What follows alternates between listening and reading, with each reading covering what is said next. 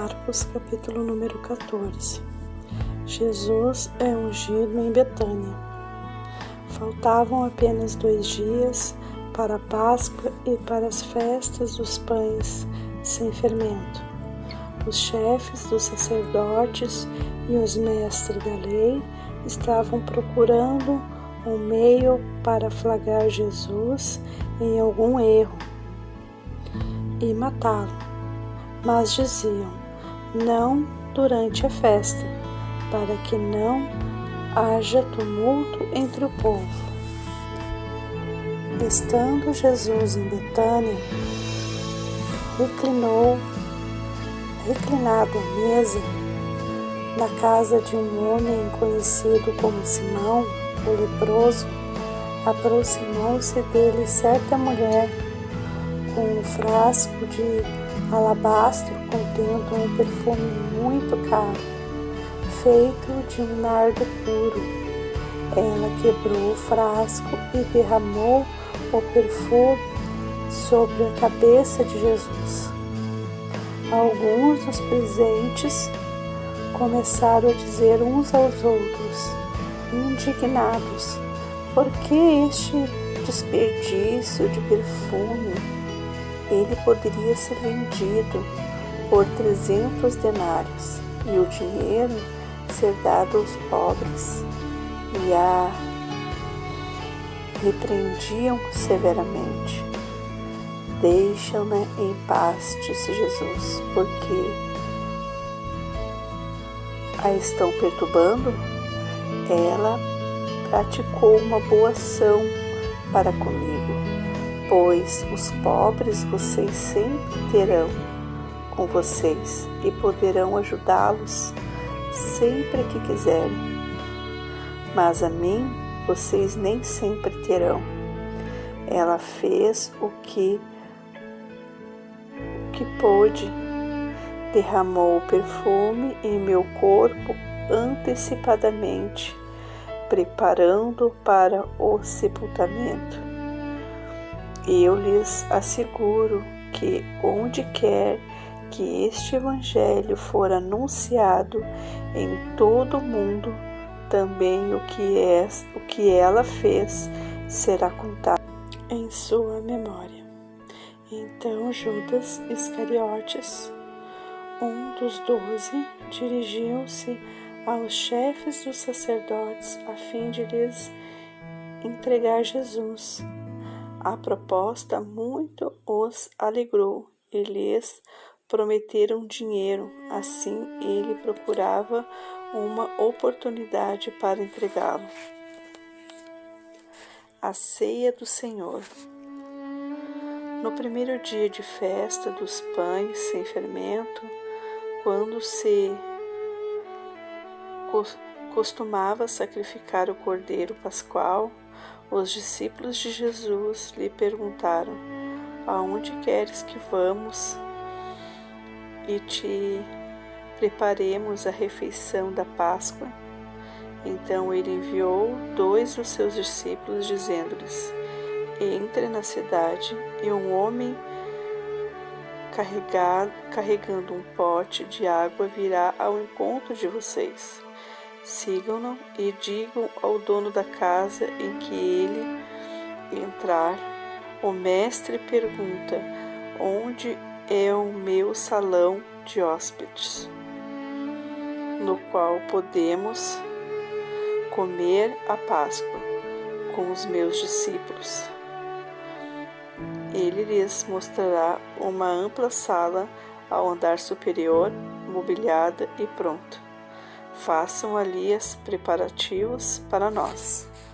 Os discípulos se retiraram, entraram na cidade e encontraram tudo como Jesus lhe havia dito e prepararam a Páscoa. Ao anoitecer, Jesus chegou com os 12. Quando estava comendo, reclinado à mesa, Jesus disse: digo-lhes que certamente um de vocês me trairá. Alguém que está comendo comigo. Eles ficaram tristes e um por um lhes disseram: com certeza não sou eu, afirmou Jesus. É um dos 12, alguém que come comigo do mesmo prato. O Filho do Homem vai, como está escrito, ao seu respeito, mas ai daquele que trai o Filho do Homem. Melhor que seria não haver nascido. Enquanto comiam, Jesus tomou o pão, deu graças, partiu e o deu aos discípulos, dizendo: Tomei, isto é meu corpo.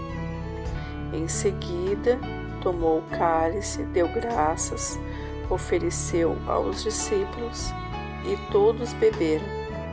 E lhes disse: Isto é o meu sangue da aliança, que é derramado em favor de muitos.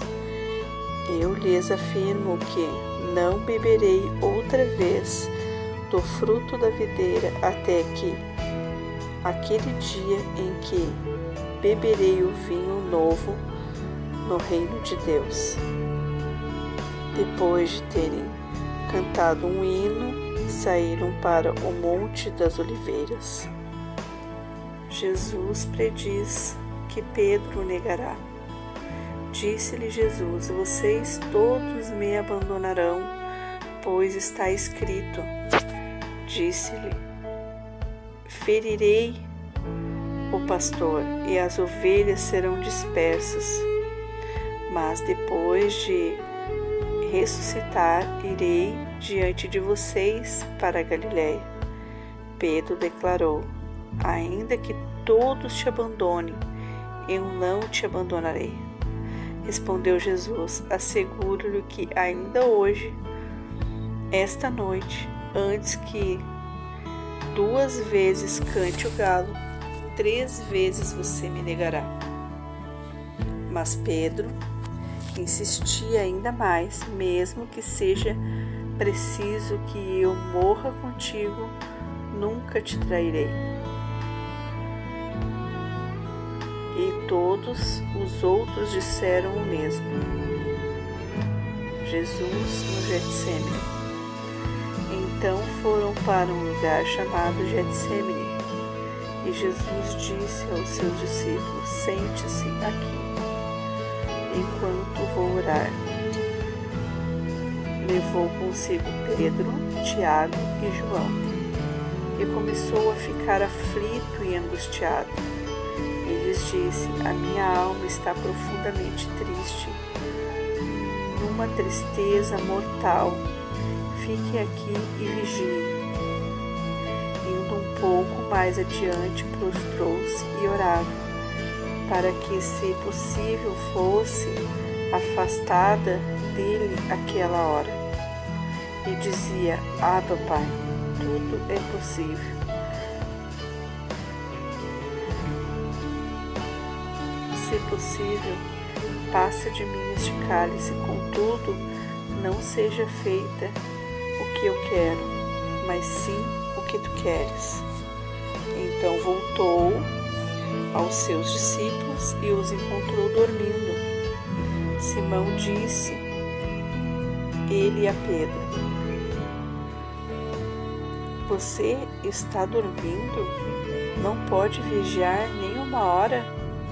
Vigiem, orem, para que não caiam em tentação. O espírito está pronto, mas a carne é fraca. Mais uma vez ele se afastou e orou, repetindo as mesmas palavras. Quando voltou de novo, encontrou-os dormindo, porque os seus olhos estavam pesados. Eles não sabiam o que dizer.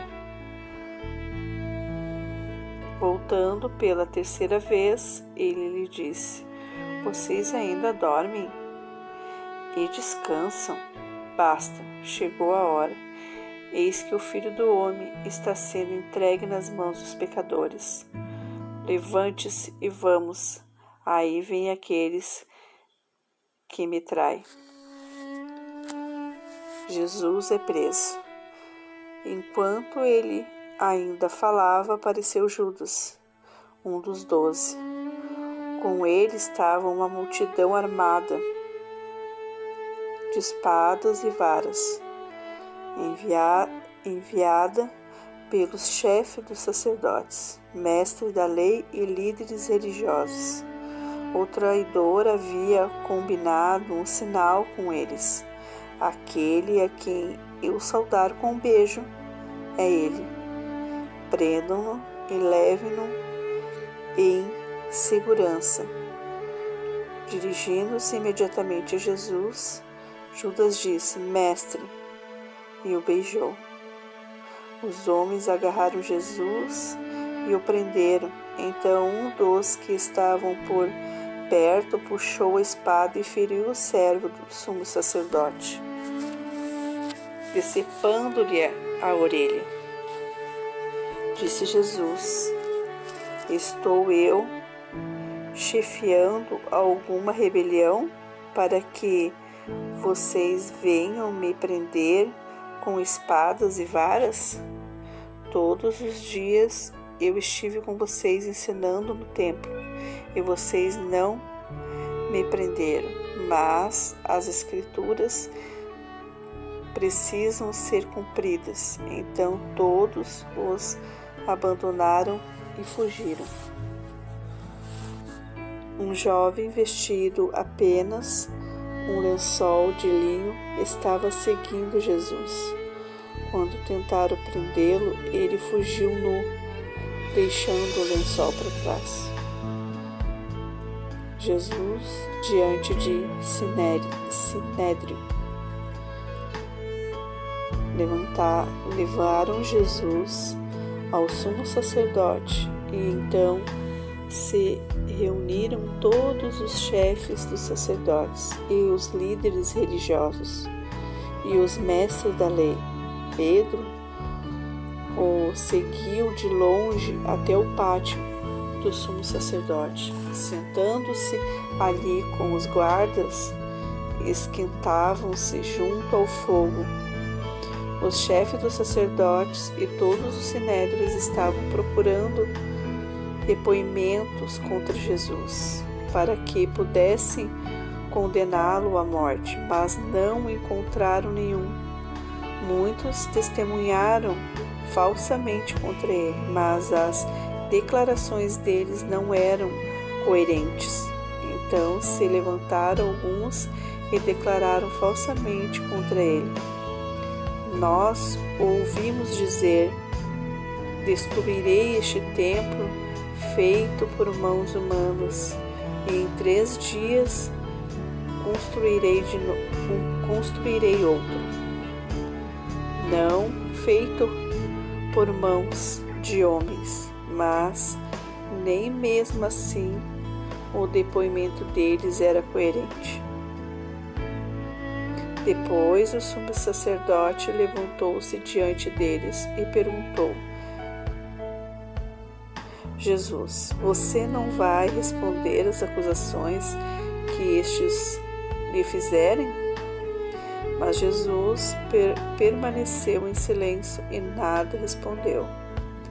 Outra vez o sumo sacerdote lhe perguntou: Você é o Cristo, o Filho do Deus bendito? Sou, disse Jesus. E vereis o Filho do Homem assentado à direita do Todo-Poderoso, vindo com as nuvens do céu. O sumo sacerdote, rasgando as próprias vestes, perguntou: Por que precisamos de mais testemunho? Vocês ouviram a blasfêmia? O que acham? Todos os julgaram digno de morte. Então alguns começaram a cuspir nele. Vendaram-lhe os olhos e, dando-lhes murros, diziam: Profetize! E os guardas o levaram dando-lhes tapa. Pedro nega Jesus. Estando Pedro embaixo ao pátio, uma das criadas do sumo sacerdote passou por ali. Vendo Pedro aquecer-se, olhou bem para ele e disse: Você também estava com Jesus, o Nazareno. Contudo, ele o negou, dizendo: Não o conheço, nem sei o que você está falando. E saiu para o alpendre. Quando a criada o viu lá, disse novamente aos que estavam por perto: Esse ali é um deles. De novo ele negou. Pouco tempo depois, os que estavam sentados por ali perto disseram a Pedro: Certamente você é um deles. Você é galileu. Ele começou a se amaldiçoar e a jurar: Não conheço o homem de quem vocês estão falando. E logo o galo cantou pela segunda vez. Então Pedro se lembrou da palavra que Jesus lhe tinha dito: Antes que 2 vezes o galo cante, você me negará 3 vezes. E se pôs a chorar.